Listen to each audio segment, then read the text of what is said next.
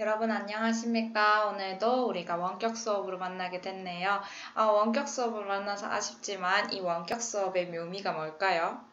수업 시간이 50분이 아니라 빨리 끝날 수 있다는 거죠. 그러니까 우리가 빨리 공부하면서 열심히 공부하면서 그 내용을 쏙쏙 집어넣어서 공부해 보도록 할게요. 자, 그래서 오늘은 대단원 2에서 중단원 1 서구 열강의 접근과 조선에 대응해서 소단원 2를 해볼 건데 흥선대원군이라는 인물이 어떻게 조선 후기를 집권하느냐에 대해서 볼 거고, 이 사람이 내정 개혁을 많이 하거든요.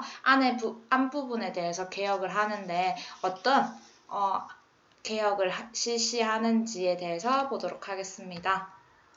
자, 그래서 오늘의 학습 목표 두 가지죠. 첫 번째는 여러분 일단 교과서 80, 81페이지를 펴주시고 학습지도 준비해주시고, 학습지 열심히 해준 친구들에게 선생님이 진짜 많은 칭찬과 엄청난 댓글, 주접글을 써줄게요. 여러분 열심히 해주시기 바랄게요. 그래서 학습 목표로 다시 돌아가서 학습 목표는 두 가지입니다. 첫 번째는 흥선대원군이 내정개혁을 추진한 목표가 무엇일까? 왜 이 사람은 안에 있는 정치를 개혁하는 그 목표가 무엇일까라는 것을 보겠고, 두 번째, 이 흥선대원군이 내정개혁의 성과가 무엇이고 또 그 한계점은 무엇인지 마지막으로 살펴보도록 하겠습니다.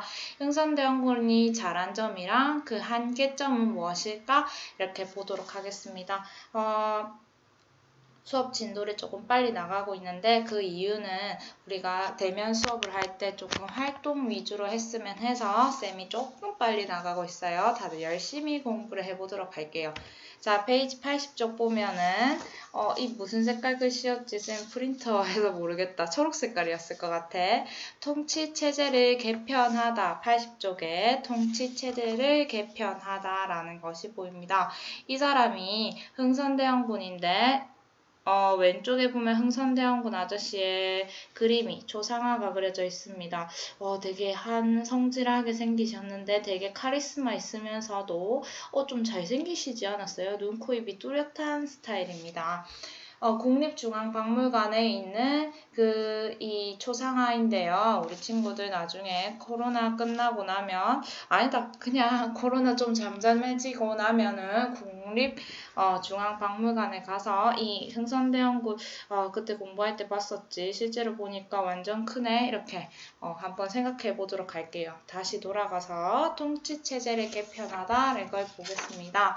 자, 첫 번째 줄 읽어볼게. 1863년 아들이 없었던 철종을 이어 고종이 왕위에 올랐다. 나이 어린 고종을 대신해서 대왕대비가 있었는데 이 사람이 수렴청정을 하였지만, 수렴청정은 옆에 그 뜻이 있죠. 실제로는 고종의 아버지인 흥선대원군이 국정 운영을 주도하였다 라고 합니다. 자, 여러분, 고종이 나이가 어렸는데 몇 살 때 즉위했을까? 이 고종은 우리 친구들 17살이지?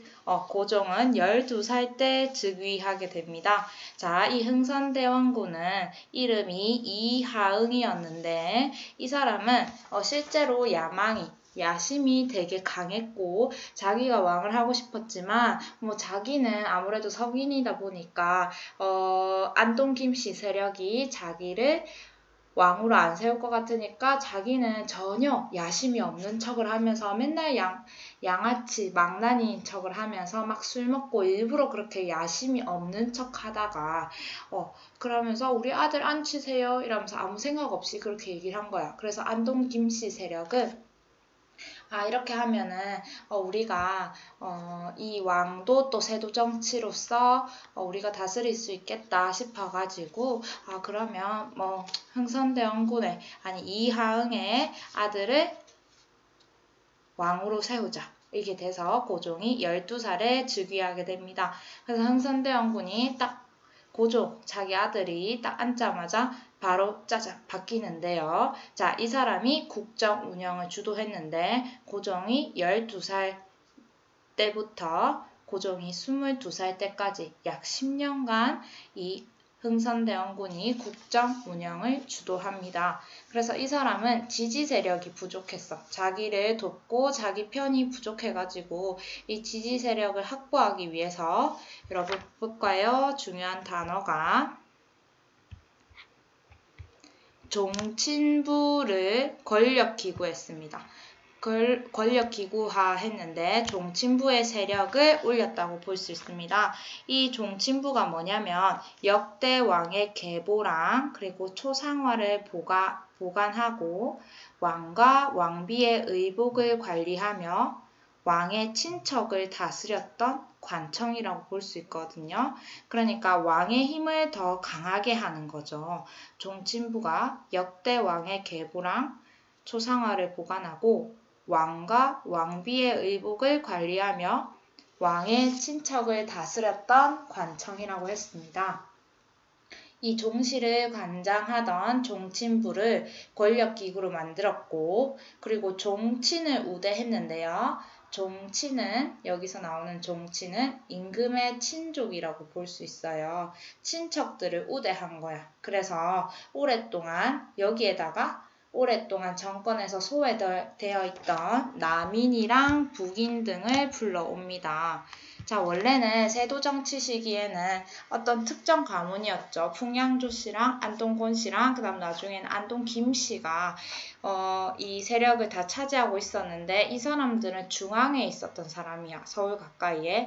근데 저기 남인 북인들이 지방에 흩어져 있었는데 얘네를 불러와가지고 자기 세력 힘을 키우게 만드는 거지. 그래서 딱 흥선대원군이 정치 다들 모여가지고 있을 때 뭐라고 했었냐면 모여서 뭐라고 했었냐면 나는 천리를 끌어다 지척을 삼겠으며 태산을 깎아내려 평지를 만들고 또한 남대문을 3층으로 높이려 하는데 여러 공들은 어떠시오? 이렇게 얘기를 했대. 다 모인 자리에서.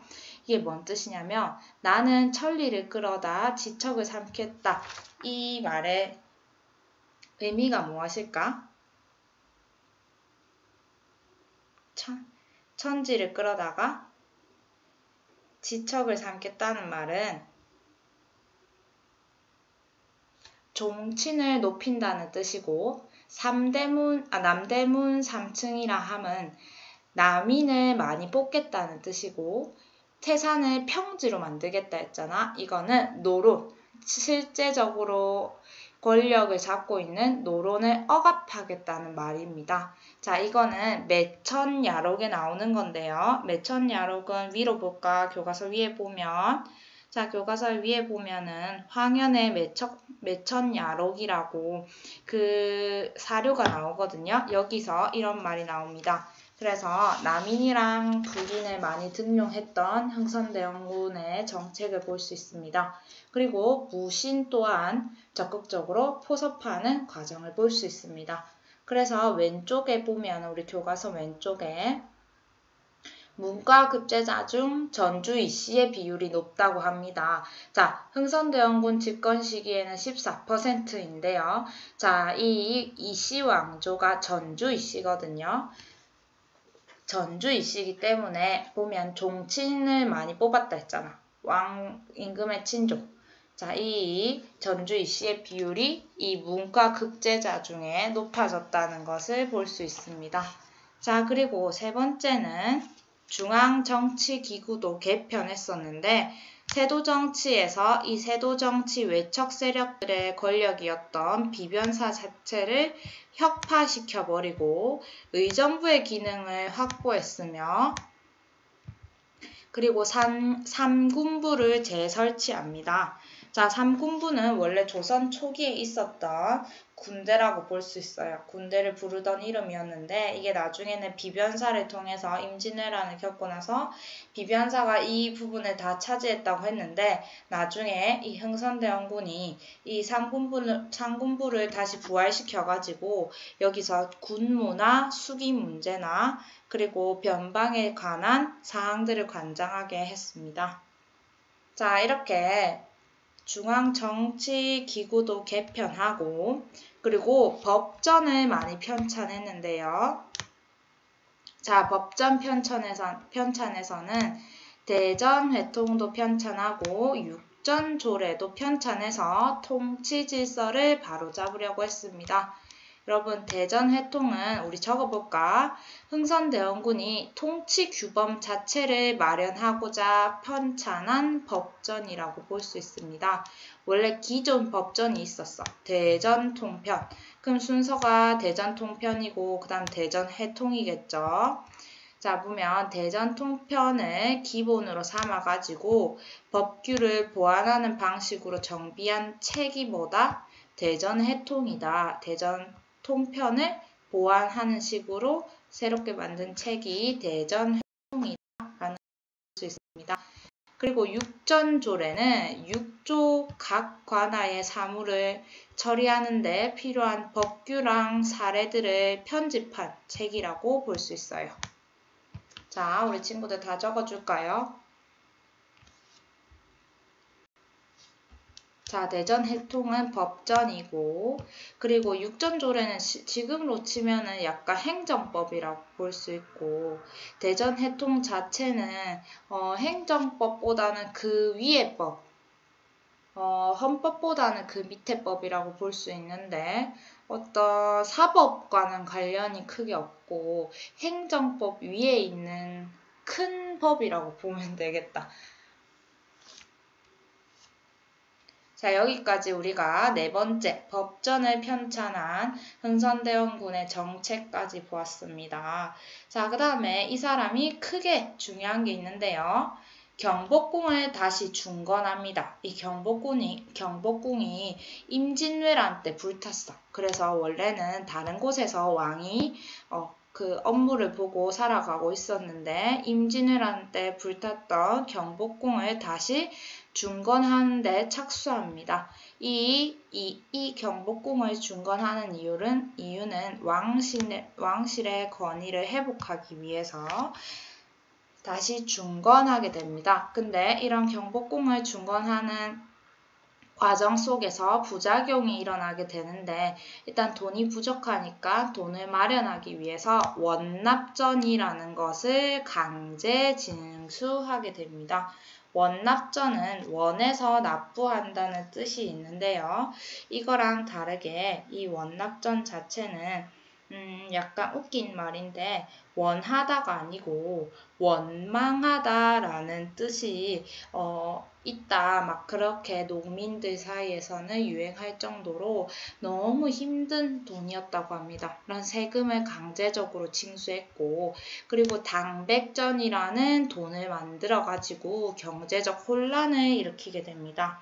여러분 당백전이란 뭐냐면 자, 상평통보의 100배라고 볼 수 있어요. 상평통보의 100배에 해당하는 화폐로 일단 만들어졌어. 근데 실제 가치가 5배에서 6배에 불과하기 때문에 이 물가만 올렸고 경제적 혼란도 가져왔다고 합니다. 실제적으로 나는 100배라고 해서 이 대전회통을 많이 샀는데 5배, 6배밖에 안 된다는 거야. 실제로 팔아보니까. 그래서 사람들이 코인 장사를 잘못한 거지. 그런 상황에 갔고 자 거기에다가 이렇게 돈을 많이 거두고 일부러 당백전을 이용해서 물가를 조정하는 것도 있었지만 자 다수의 농민들이 공사에 직접적으로 동원되다 보니까 너무 힘든 그런 것도 있었고 그리고 양반한테도 이 경복궁은 되게 안 좋은 의미가 됐는데 왜냐하면 양반이 제사를 중요시 하잖아요. 제사를 중요시 하는데 양반들은 그 산소에 진짜 좋은 나무들을 산소에 많이 심어놨었는데 그 산소에 있는 나무들을 경복궁을 중건하는데 나무가 필요하다 해가지고 양반의 묘에서 그 소나무 같은 거를 베가겠다는 거야. 그러니까 아니 아무리 왕이라고 해도 내 사유재산까지 이렇게 다 베가나 싶어가지고 기분이 나쁜 양반들의 상황을 볼 수 있습니다. 자 이렇게 해서 경복궁이 중건되는 과정에서 부작용이 일어나는 것을 보았습니다. 자, 그 다음에 세 번째. 자, 페이지 81쪽인데요. 서원을 많이 정리했습니다. 이런 부분은 되게 좋다고 생각했어요. 자, 서원은 일단은 왜 정리했냐면 그 배경은 자, 서원에서는 면세 면역의 특권이 있어. 그러니까 세금도 안 내고 군대도 안 가고 일하러도 안 가. 이런 특권을 가진 서원들이 엄청 많았어. 몇 개가 있었냐면 한 600개가 있었단 말이야, 전국에. 그래서 이것으로 국가 재정에서도 부담이 되지만 서원들이 농민 수탈도 하는 거야. 농민을 막 수탈하다 보니까 아니 국가도 부담되고 농민도 수탈하다 보니까 우리 이 서원 자체를 없애버리자 이런 얘기가 나와서 이 목적으로서는 국가 재정 확보도 있고 그리고 양반 기반 자체를 약화시키는데 목적을 두기도 합니다. 왜냐하면 모일 곳이 사라지잖아. 600개나 되면은 여기도 가서 이런저런 얘기했다가 양반들이 저기도 가서 이런저런 얘기하면서 자기들끼리 계속 모이면서 친목을 다지다 보면은 왕 혼자 왕따가 되고 농민들은 그거 양반들이 머리 써가지고 농민들의 세금을 자기들이 먹으려고 하니까 이런 것에 대해서 서원들을 많이 없애면 양반 기반 자체가 약화되다 보니까 그런 목적으로 서원을 정리하게 됩니다. 그래서 사액서원 47곳을 남기고 서원들을 다 철폐하는데요. 다 없앴다는 거야. 47곳을 남겼는데 이곳이 사액서원입니다. 여러분 사액서원이 뭐냐면 국왕으로부터 그 사적이나 토지 그리고 노비 등을 하사받아가지고 그 권위 자체를 인정받은 서원인 거야. 그러니까 진짜 찐으로서 너네는 제사 지내고 그리고 열심히 공부하는 사람들이 모여있구나. 그래서 토지랑 그리고 노비랑 그리고 세금 면제해줄게 하는 곳이 사액서원인데 이 사액서원을 47곳만 남기고 모두 정리하였다고 합니다. 600개에서 47곳을. 그렇다 보니까 사람들이 누가 화났겠어? 양반들이 되게 화났겠지. 근데 보면은 이 사액서원을 600개에서 47개로 줄이면은 지금 553곳 남잖아. 거기 553곳의 토지랑 노비는 모두 향교랑 지방 관아에 귀속시킵니다. 향교는 조선시대의 초등학교라 볼 수 있는데 초등학교에 노비를 주다던가 아니면 그 땅을 초등학교나 지방 관아에 시청 소속으로 다 주는 거야. 그렇기 때문에 이 국가의 재산은 더 많아지는 거지. 그래서 그 영향으로서 농민 자체는 환영을 했고 각지에서는 유생들이 젊은 양반들이 철폐에 대해서 반대운동을 했으나 우리 흥선대원군 선생님은 절대 안 된다면서 집회, 강제, 해산 등을 함으로써 강력 대응한 사람이라고 볼 수 있습니다. 자, 이렇게 해서 세 번째 서원을 정리하는 과정까지 봤습니다. 그리고 우리 농민들이 더 먹고 살 수 있게, 더 잘 먹고 살 수 있게 수치 제도를 개혁해 주는데요. 자, 우리 삼정의 난 알죠? 앞에 보면서 삼정의 난 배웠었는데 전정, 군정, 환정 이렇게 세 가지가 있었어요. 이 전정은 어떻게 없앴느냐? 세력가들이 함부로 농민 토지를 빼앗지 못하게 하기 위해서 양전사업이라는 거를 실시했는데요. 양전사업은 무엇이냐면 자, 양전사업이 무엇이겠어요? 한마디로 토지대장을 만드는 건데 토지대장을 만들어서 토지대장이 뭐냐면 자, 양전사업은 우리나라에서 전통적으로 농지를 조사하고 측량하고 하여서 토지 소유자 및 조세 부담자를 파악하던 제도로서 토지에 대해서 정확한 땅 주인이랑 그리고 세금 낼 사람들을 찾는 거야. 그래서 다 정리를 하는 거지. 엑셀 파일로서 정리를 합니다. 그래서 토지 대장에 누결된 은결, 누락된 토지를 은결이라고 하는데요. 자, 토지 대장에서 이 땅에 주인이 없다고 나와 있었는데 주인을 찾았네? 그럼 너한테도 세금을 매겨야지 하는 것이 은결인데 이 사람한테 과세를 하게 됩니다. 세금을 내라고 하게 되고 그래서 국가의 돈이 좀 빠방하게 됐고 그 다음에 호포제를 실시하는 거는 군역에 대해서 호포제를 실시하는데요. 군포를 개인이 아닌 호를 기준으로 부과합니다. 원래는 개인이었는데 이제는 호를 기준으로 부과합니다. 여러분 군포가 뭐라 했어? 군대 갈 때 안 가려면은 군포를 내야 된다고 했는데 그때 보면은 엄청나게 길면서 이거를 3필이나 내라고 했었는데 한 필로 줄어졌었는데 그것도 개인으로 내다 보니까 사람들이 힘들었었는데 이거를 한 집에 한 명만 한 집에서만 내면 된다는 거야. 한 집에 한 번만. 그러면은 무조건 농민들은 뭐 예를 들어서 아버지랑 아들이랑 같이 살면은 그 두 사람 거 냈어야 되는데 같이 살니까 하나만 내면 되는 거고 중요한 게 뭐냐면 양반한테도 그 군포를 부과하게 함으로써 부족한 군포를 다시 쌓아 넣을 수 있게 합니다. 이거는 양반들의 숫자가 많기 때문에 국가 재정에 많은 도움을 준 제도라고 볼 수 있어요. 이 호포제. 자, 그 다음에 환정을 볼게요. 자, 환정이 뭐냐면 황곡에 대해서 약간 뭐랄까 농민들을 괴롭혔던 부분이라고 볼 수 있는데 자, 이 환정은 사창제를 실시함으로써 황곡의 난을 조금 누그러지게 합니다. 자, 황곡 운영 자체를 민간한테 맡기는 건데요. 자, 민간 사람들 중에서도 누구한테 맡기냐면 덕막, 사람이 착하고 경제적 여건을 갖춘 사람한테 맡기게 됩니다.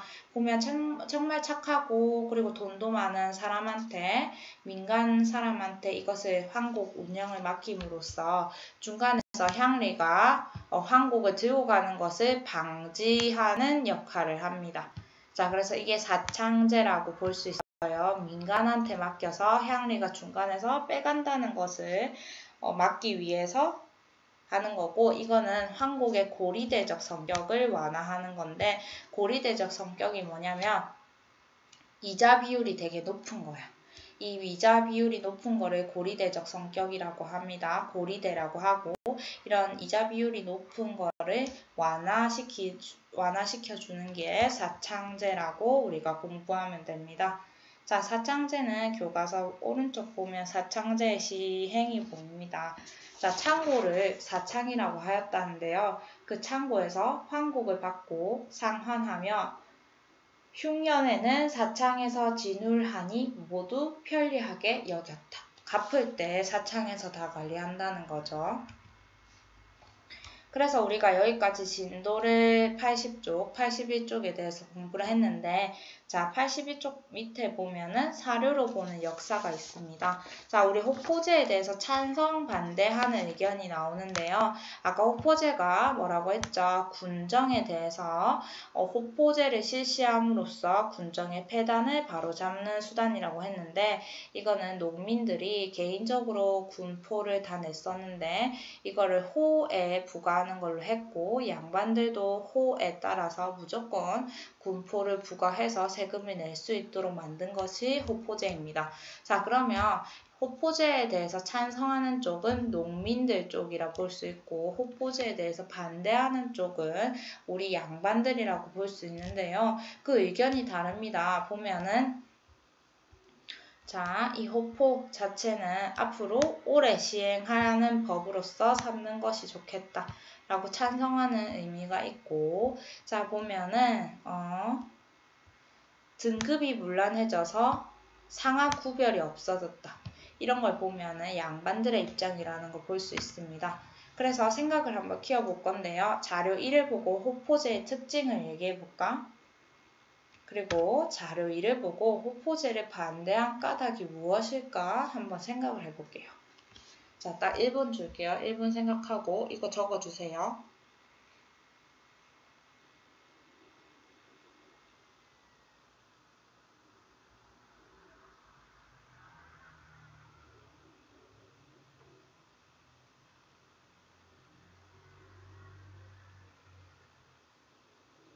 1분이 흐른 것 같아요. 1분이 흐르지 않았지만 잠깐 멈추고 적으면 되겠죠. 자, 그래서 정답을 보자면 1번. 포를 개인이 아닌 호로 내게 함으로써 양반들도 군포의 부담을 지게 한다. 그래서 농민들의 어려움을 덜어주기 위해서 시행하였다. 라고 호포제의 특징을 말하면 되겠고, 다음 호포제를 반대한 까닭을 보자면 양반도 군포를 내면 조선의 신분제도가 무너진다. 양반들의 특권을 누릴 수 없게 된다. 라고 얘기하는데 사실 호포제 실시하기 전에 군포를 우리가 냈다고 했잖아요. 영조 때 우리 군포에 대해서 공부를 했었는데 자, 이 영정법을 배웠었는데요. 사실 이 군포는 조선 초기에도 양반이 군포를 냈어. 아니면 실제적으로 군대를 가던가. 근데 얘네가 옛날 생각을 올챙이적 생각을 못하고 자기들이 계속 개구리라고만 생각하는 거지. 자, 이상한 애들입니다. 자, 그래서 오늘 여기까지 80쪽, 81쪽을 공부했는데 자, 흥선대원군의 집권과 내정개혁에 대해서 공부를 했습니다. 자, 이전에 배웠던 거랑 그리고 오늘 배웠던 거 다 제대로 정리해야 우리가 대면 수업으로 만났을 때, 다음 주에 만났을 때 재미있게 게임을 할 수 있겠죠. 자, 복습 잘 했으면 좋겠고 다들 오늘 수고 많으셨습니다. 자, 오늘 여기까지 수업할게요.